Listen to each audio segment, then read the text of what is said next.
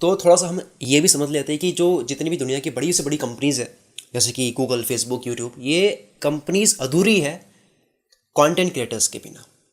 अगर कंटेंट ना बनाया जाए, कंटेंट हो ही ना, तो ये कंपनीज इतनी बड़ी बन ही नहीं पाती।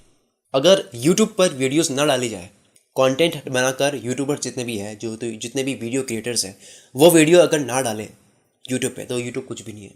और मैं ये भी बोलूँगा कि कंटेंट क्रिएटर्स की तो वैल्यू है कि भाई अगर फेसबुक पे लोग अपनी फेसबुक प्रोफाइल बनाकर पेजेस, जितने भी बड़े बड़े पेज है, वो अगर वीडियोस, फोटोज, टेक्स्ट में कंटेंट ना डाले तो फेसबुक अधूरी है, तो मैं मानता हूँ।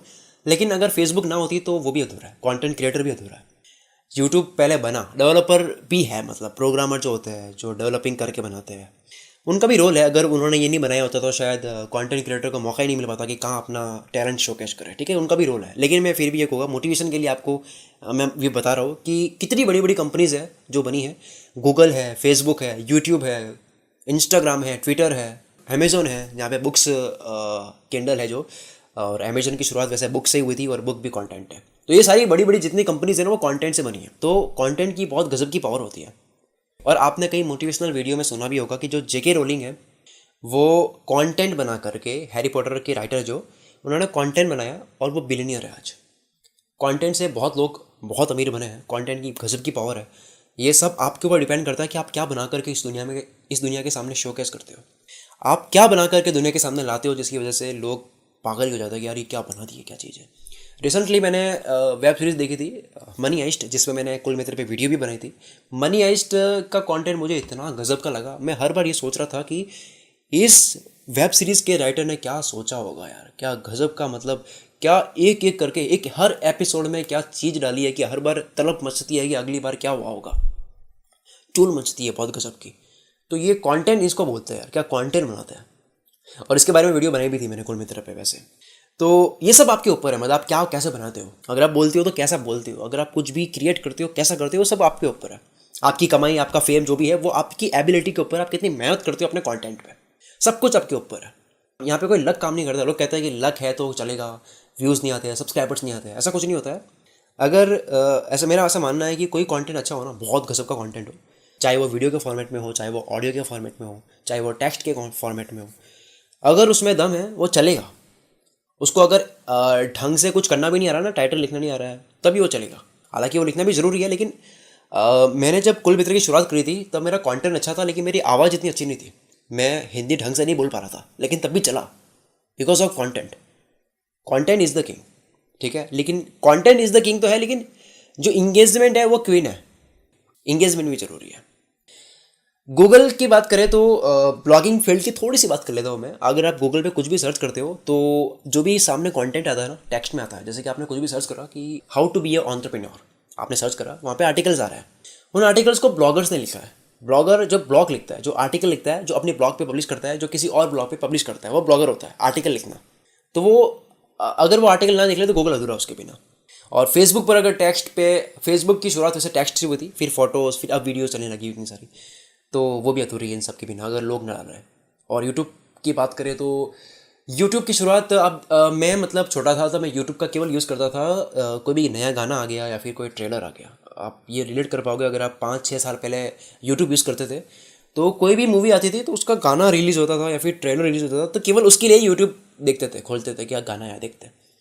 और उस वक्त तक अमेरिका में हो चुका था, काफ़ी यूट्यूबर्स सीरियस हो चुके थे वहाँ पे। एक वो थीम बन चुकी थी, एक वो वहाँ पे माहौल बन चुका था एक यूट्यूबर्स का और एक सब्सक्राइबर्स का, या जितना अभी इंडिया में है वो पहले बन चुका था। अब धीरे धीरे इंडिया में बहुत काफ़ी हद तक बढ़ चुका है, जहाँ पे यूट्यूब पे लोग टैलेंट शोकेस कर रहे हैं। ओके, अब इंस्टाग्राम की बात करें तो यहाँ पे लोग मेमोरीज, अपने फ़ोटोज़ अपलोड करते हैं। ठीक है, अपनी पर्सनैलिटी शोकेस करते हैं, जैसा वो दिखते हैं वो शोकेस करते हैं। कोई लोग मॉडल होते हैं, कई सेलिब्रिटीज़ होती है। और इंडिया के सबसे बड़े इंस्टाग्रामर को आप जानते होंगे, विराट कोहली है, जो कितना पैसा लेते हैं आपको पता भी होगा। वो करोड़ों रुपए कमाते हैं अपने इंस्टाग्राम से।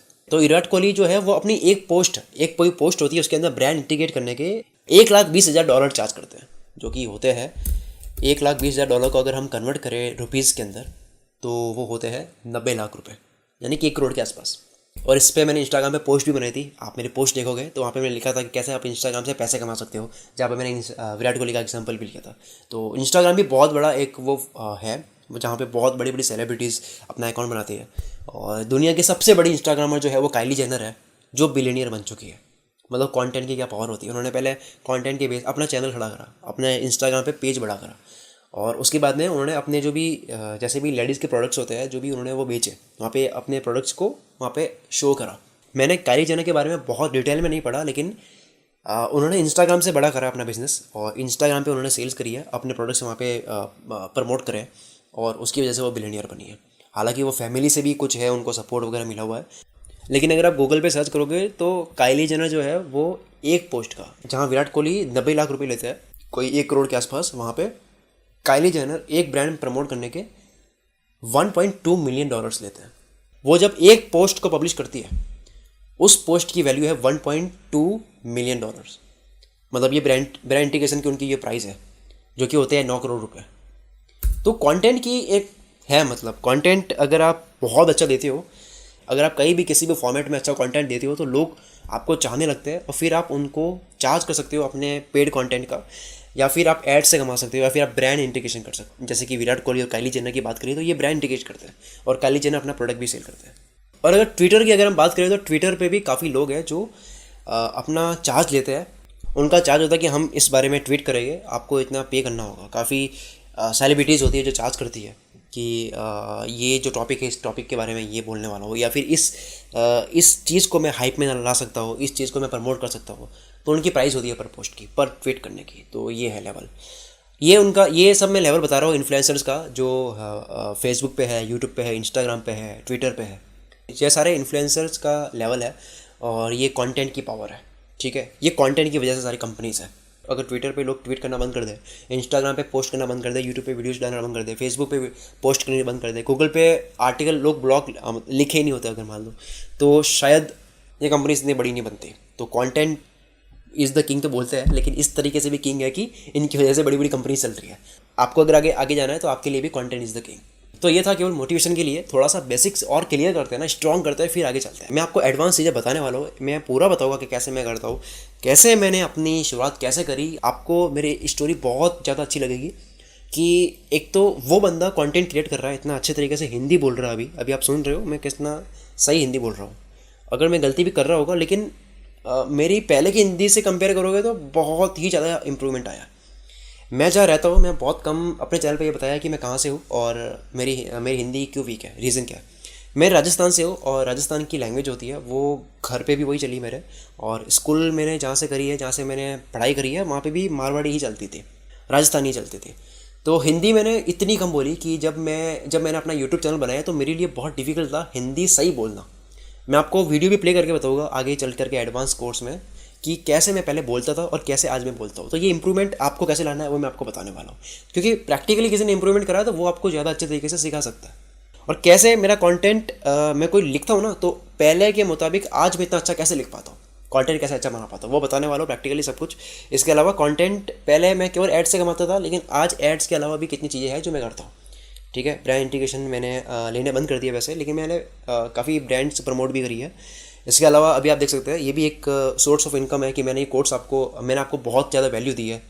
मेरी वजह से आपको ये समझ में आ रहा है कि मतलब आपका टाइम बचा रहा हूँ मैंने जो जितना टाइम मैंने लगाया सीखने के लिए, वो मैं आपको सीखा करके, और उसकी आपको उसके लिए बदले आपको प्राइस पे करनी है। और वो मैंने सीखा है बहुत सालों में, और वो आप केवल कुछ ही घंटों के कोर्स के अंदर सीख रहे हो। तो ये भी एक तरह से एक सोर्स ऑफ इनकम है। तो ये सोर्स ऑफ इनकम कैसे करा, और कैसे कंटेंट बनाया, और कैसे मैंने अपनी ऑडियंस बनाई, ये हम इस पूरे कोर्स में अंदर सीखेंगे। थोड़ा आपका एक्साइटमेंट बढ़ रहा होगा कि यार जल्दी बता, काम की बात कर रही है, क्या बता रहा है, लेकिन मैं थोड़ा सा चाहता हूँ कि थोड़ा बेसिक और क्लियर करते हैं अच्छे से, फिर शुरुआत करते हैं। कहीं नहीं जाना, मैं यहीं पे हूँ सारी वीडियोस आपके सामने ही है।